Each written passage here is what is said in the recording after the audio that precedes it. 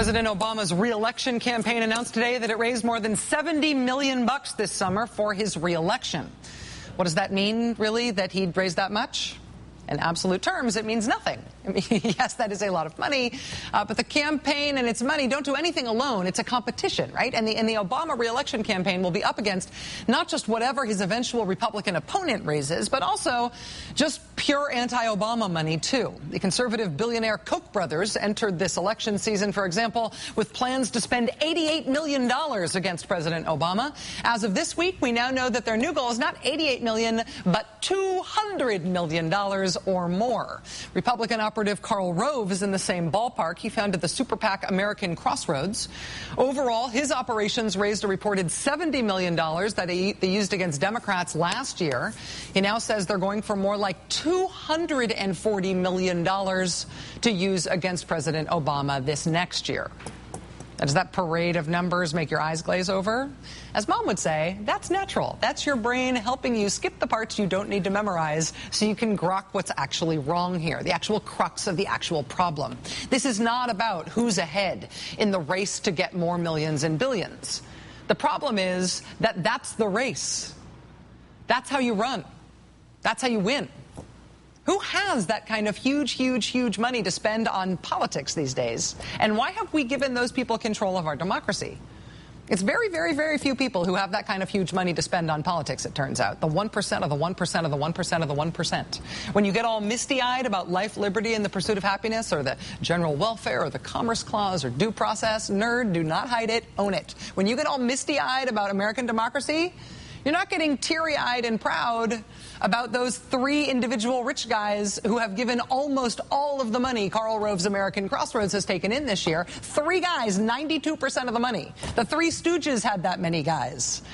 And it's not even the three guys who we know about who are the biggest problem. No, the even bigger problem is with all the guys we do not know about and may never know about. You've heard that Karl Rove's group is split into two parts, right? One's called Crossroads GPS. You can give Crossroads GPS as much money as you want, and the GPS group will keep your name a secret. They can spend their secret anonymous money on issue ads, but not on ads about candidates. The other side of the Karl Rove group is just called American Crossroads, no GPS.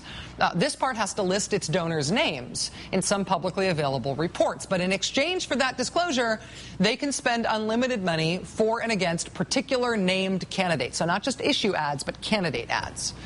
Can you tell the difference between an issue ad and a candidate ad? Usually you can't really tell the difference. But that's the split. That's the big noble split between the GPS side, which is a 501c4, and the super PAC side, which is the non-GPS American Crossroads thing. That is the grave ethical distinction that made Karl Rove start two different multi-million-dollar groups. It is a laughable distinction, which is why the single best way to understand it is to have a comedian explain it. Okay, so now I can get corporate, individual donations of unlimited amount for my C4. What can I do with that money? Can I take this C4 money and then donate it to my super PAC? You can. Well, wait, super PACs are transparent. Right. And the C4 is secret. Mm-hmm. So I can take secret donations of my C4 and give it to my supposedly transparent super PAC. And it'll say given by your C4. What is the difference between that and money laundering? It's hard to say.